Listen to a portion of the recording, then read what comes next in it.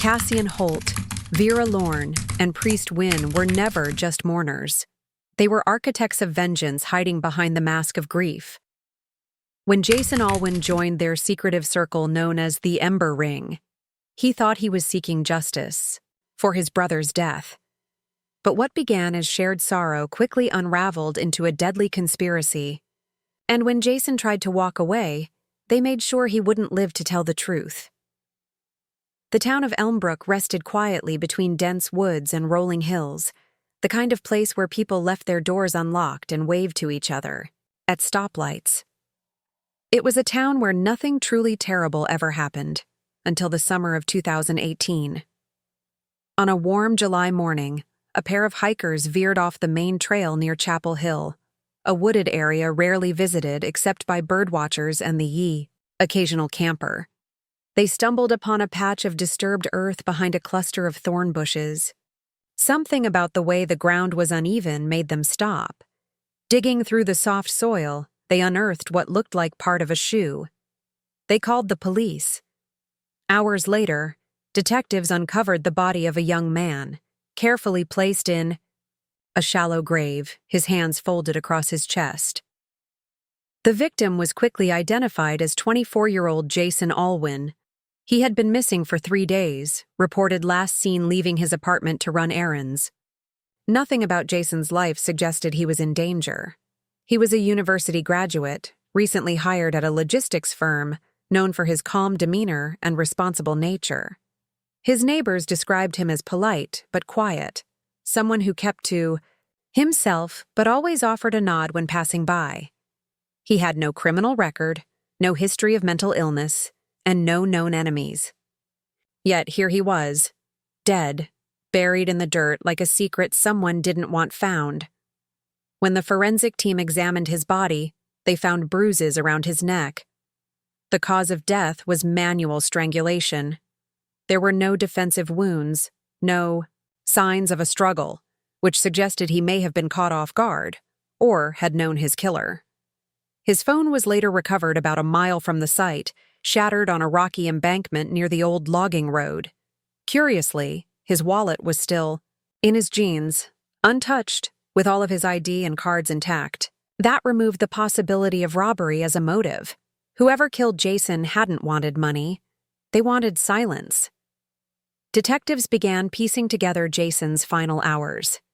He had left his apartment around 4:30 p.m. 3 days earlier, supposedly, to go to the grocery store.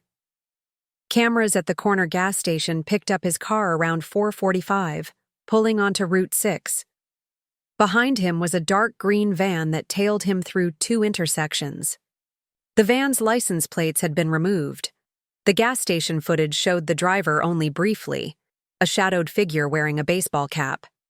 After that, Jason's trail went cold. His car was later found abandoned off a dirt path 5 miles from the burial site, locked, keys still in the ignition. The town was rattled. Nothing like this had ever happened in Elmbrook. Candlelight vigils were held in the town square. Flyers with Jason's face were taped to storefront windows. His mother, Miriam Alwyn, made a public plea for anyone with information to come forward. But a week passed with no progress. That's when she walked into the police station with something unexpected, a revelation that would change everything. Miriam said that in the months before Jason died, he had been deeply affected by the death of his younger brother, Evan. Evan had died in a hit-and-run incident the previous year. The driver was never caught. Miriam described how Jason had become more withdrawn, more driven, and more focused on justice. She said he had started attending something called the Ember Ring, a support group for people coping with violent loss. But Miriam never found any flyers, website, or location. Jason never shared where the group met or who was in it.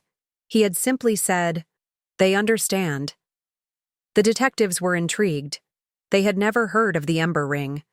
When they searched online, there were no listings, no social media presence. It wasn't tied to any church or hospital. It was as if it didn't exist at all, except in the whispers left behind.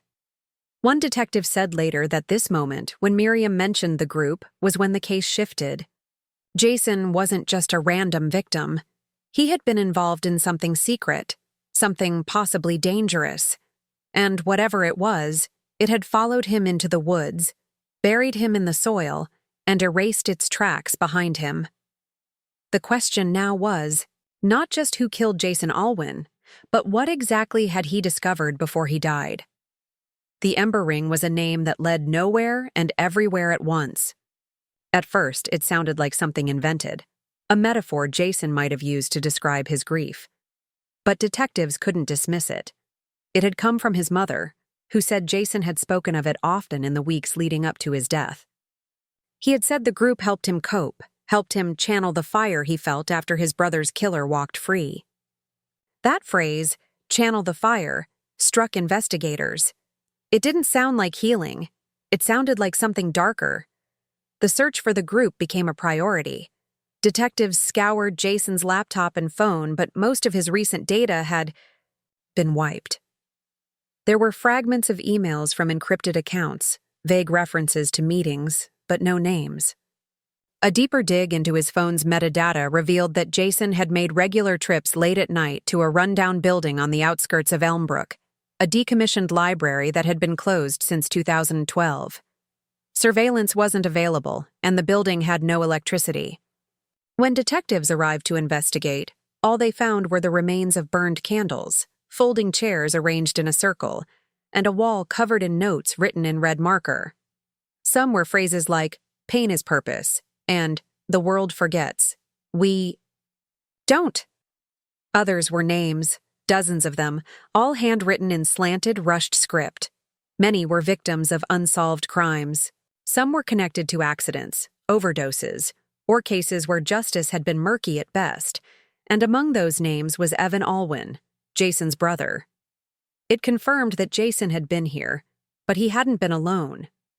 Police began cross-referencing the other names with local news archives and found links to 3 individuals who had each suffered personal losses tied to crime. The first was Vera Lorne, a nurse at the Elmbrook General Clinic. Her teenage daughter, Madeline, had drowned during a school trip 2 years earlier. At the time, the school had blamed rough weather and poor supervision, but Vera had never accepted that. She had publicly accused the chaperones of negligence, even hinted at foul play, though nothing ever came of it. The second was Cassian Holt, a quiet IT technician who worked out of a basement office downtown. His wife, Laria, had vanished without a trace 3 years ago. Her case remained open, but with no leads and no suspects. Cassian had stopped cooperating with police early on, claiming they weren't doing enough to find her. The third was Priest Wynn, a former seminary student whose father was beaten to death in a home robbery gone wrong. The attackers were never caught. Priest had been expelled from his theological program shortly afterward, reportedly for erratic behavior. Since then, he had lived off the grid in a remote cabin in the nearby hills, rarely seen in town. All 3 individuals had a connection to the same pain that haunted Jason, loss without closure, rage without direction, and each of them, as investigators, later confirmed, had been seen entering or exiting the abandoned library over the past year. It became clear that the Ember Ring wasn't just a grief support group. It was something more intimate, more ritualistic. Meetings weren't advertised. They were whispered about. Members didn't seek comfort. They sought meaning through action. The group had rules, though no one knew who wrote them. No names. No recordings. No outsiders. And most important, no forgiveness. Jason had been pulled into this world, possibly by accident. He had sought help and found people who promised him power in place of peace. His mother said he had become more focused, more intense. He had stopped talking about Evan with sadness and started talking about him with fury.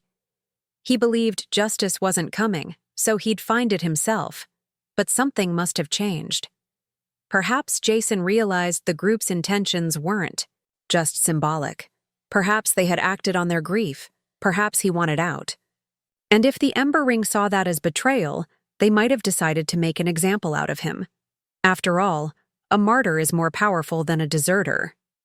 As detectives looked at Vera, Cassian, and Priest, they weren't sure who had killed Jason, but they were certain now that the Ember Ring wasn't about healing the broken. It was about uniting them and then weaponizing their pain. The discovery in Jason's apartment changed everything. It came during a second, more thorough search, when a detective noticed heat damage on the wall near the radiator. Tucked behind it was a small metal box, scorched along one edge, as if someone had tried to destroy it with fire but changed their mind. Inside were a bundle of burnt papers, singed at the corners but still legible in parts. The pages were handwritten, filled with fragmented sentences, erratic thoughts, and disturbing phrases. These were not diary entries. They were something else, pieces of something unfinished, like confessions or a manifesto in progress. The first page read like a warning. Cassian says the only justice is the justice we make. There were no dates, no full names, only vague references to meetings and judgments.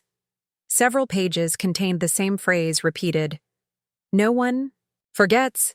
No one forgives. We remember. But buried among the chaotic scrawl was something that stood out. A name and a set of coordinates. The name was Rowan Daxley, and the coordinates pointed to a cabin located on the far edge of Northwood County, nearly an hour from Elmbrook.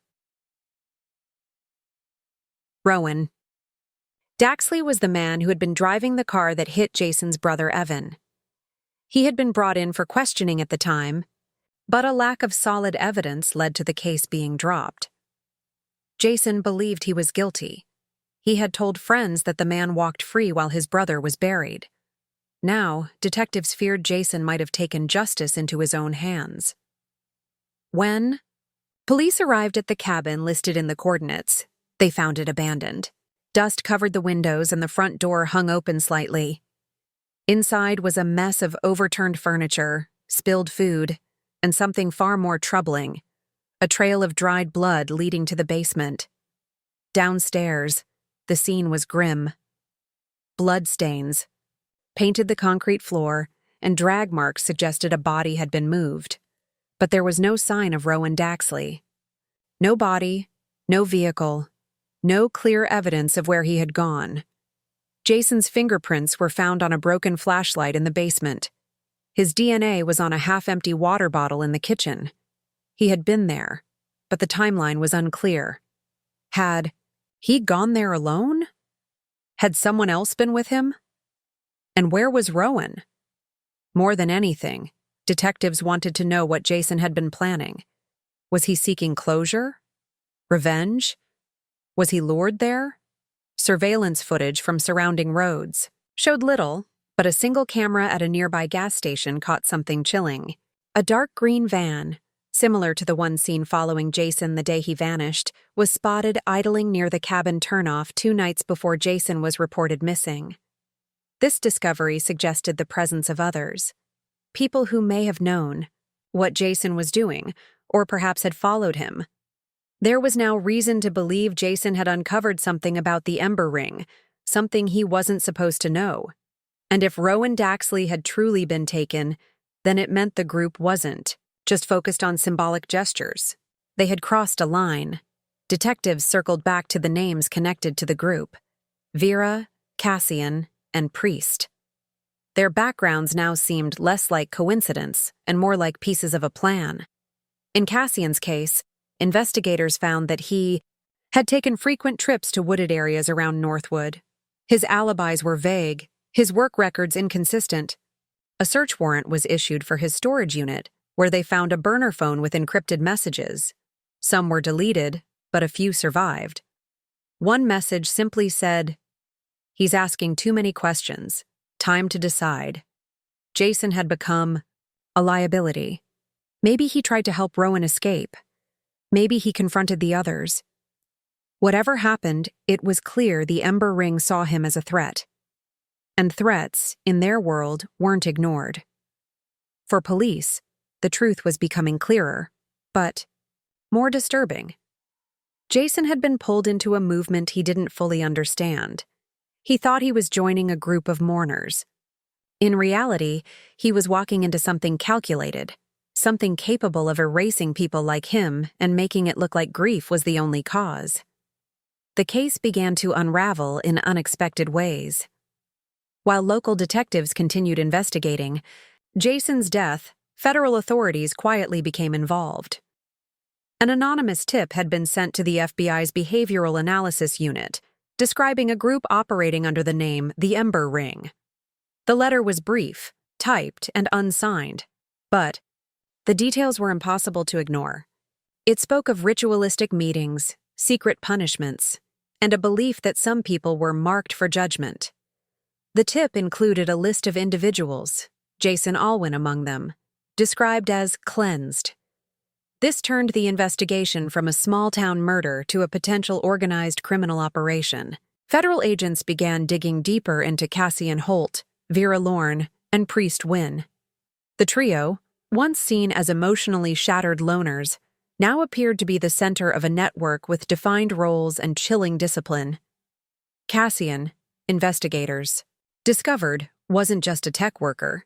He specialized in data security and had once worked for a private cybersecurity firm in another state under a different name. He had legally changed his name after his wife disappeared.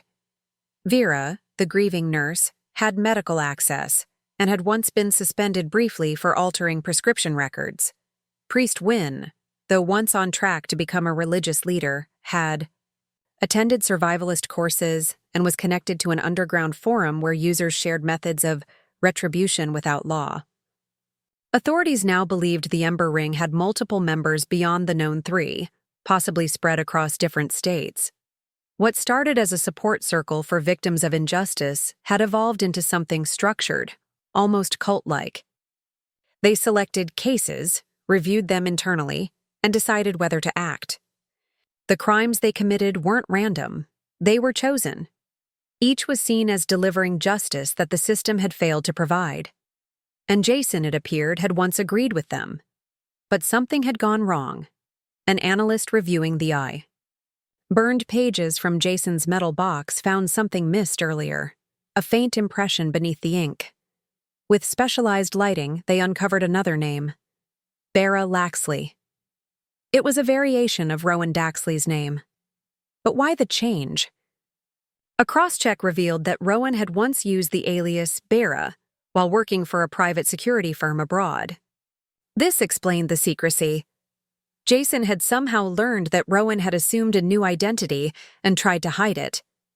More alarming, Rowan had been placed in protective custody for unrelated reasons in the past. His background wasn't clean, if Jason had tracked Rowan down, believing he was responsible for Evan's death. Then the Ember Ring may have seen that as a breach, an unsanctioned act, one that could expose them. Jason may have gone rogue, planning something outside their rules. Or worse, he may have decided to turn them in. The pressure was mounting. Detectives couldn't prove who physically killed Jason, but they believed all three core members had conspired to silence him. Surveillance picked up Cassian leaving town with Vera late one evening, headed north. When agents intercepted their vehicle, they found burner phones, multiple license plates, and a series of hand-drawn maps with marked locations, abandoned buildings, forest paths, and isolated cabins. Back in Elmbrook, a search of Priest Wynn's remote cabin revealed what investigators had feared: evidence of a larger network. Photos pinned to a corkboard showed Jason at various locations, including his apartment, the grocery store, and even the abandoned library. Some photos were dated weeks before his death. He had been watched, followed, studied. But there was more. A second board listed names and verdicts, some marked cleared, others marked judged. Jason's name was circled in red with a final word beneath it: betrayal. This was the moment everything snapped into place. Jason had initially embraced the Ember Ring's mission. He wanted justice for Evan. He was part of their gatherings, their grief. But something shifted. Maybe he saw their actions for what they truly were: Vengeance, not justice. Maybe he feared what they were becoming. Either way, he had made a choice. He had planned to expose them, and they had made theirs. He was their first internal execution, a warning to others, a reminder that in the Ember Ring, grief wasn't just shared, it was weaponized. The case reached its chilling conclusion not with a dramatic arrest or a courtroom confession, but with a slow, unsettling collapse. Despite the evidence gathered, the maps, the surveillance photos, the coded messages, prosecutors struggled to build a case strong enough to convict Vera, Cassian, or Priest of Jason's murder. They had planned meticulously, leaving no digital traces, no DNA, and no direct link to Jason's final moments. Their silence was absolute. No cooperation. No emotion. Only stares that felt like stone. The Ember Ring, as investigators came to understand, was never meant to last. It was a transient, shifting organism. Temporary meeting spots. Disposable phones. No records. Even among its members, full names were rarely used. Everyone had lost someone. Everyone believed justice had failed them. And in that shared wound, they found something stronger than healing, purpose. Jason had been part of that, perhaps even inspired by it. But when he began questioning their methods, he made himself the enemy. The autopsy report on Jason's body offered few answers. He had died from blunt force trauma to the head, likely with a heavy object. There were signs of restraint, but no defensive wounds. It was possible he had trusted his killers until the final moment. Possible he had gone willingly, thinking he could reason with them, convince them to stop. Instead, he was discarded like an obstacle. His body, left in the woods near a remote ravine, had been covered with branches, crude but intentional. A burial without honor. Rowan Daxley, now confirmed to be living under the alias Bear Laxley, was eventually found in a cabin several miles from where Jason was discovered. He was alive but badly injured, suffering from dehydration and trauma. He claimed Jason had brought him there under the pretense of reconciliation, only for others to arrive days later. Rowan had been tied up, beaten, and left alone. He didn't know what happened to Jason. His statements were erratic, but consistent enough to piece together the final timeline. Jason had indeed found Rowan and confronted him. But rather than kill him, he'd decided to protect him. Perhaps, seeing the truth behind the accident, perhaps realizing vengeance wouldn't bring Evan back. That act of mercy became his undoing. The Ember Ring interpreted it as betrayal, an abandonment of their mission. Jason had broken the silent oath. No forgiveness, no weakness. In the weeks that followed, federal agents conducted raids across several states, targeting properties connected to known and suspected Ember Ring members. Some were abandoned, others booby-trapped. In one basement, they found a journal belonging to a woman named Seraph Trill, another member. Her entries detailed various trials the group had overseen, cases where someone deemed untouchable by law was judged by the Ring's internal court. Jason's name appeared in one entry, underlined twice. Next to it was a single word: turncoat. The press learned of the investigation, but were fed only pieces. Authorities were careful not to spark panic or reveal the full extent of the group's reach. To the public, Jason Alwyn remained a tragic story of a grieving brother who vanished under mysterious circumstances. His true role, as both participant and victim, was buried in redacted files and sealed testimonies. Jason's mother, who had clung to hope for answers, received a box months later from an unknown sender. Inside was Jason's watch, the one he wore every day since Evan's death. It had been missing from his body. Alongside it was a folded note, just 4 words, scrawled in red ink. He remembered. We don't. No one was ever convicted for Jason's murder. The Ember Ring, though fractured, was never officially dismantled. Some members disappeared. Others, like Cassian and Vera, were placed under surveillance but remained free. The group had melted back into the shadows, their mission unfinished, but their story, Jason's story, left a scar. A quiet reminder that justice, when denied, can become something far more dangerous. That grief, if left unchecked, can twist into something unrecognizable. Something that doesn't seek healing, it seeks fire.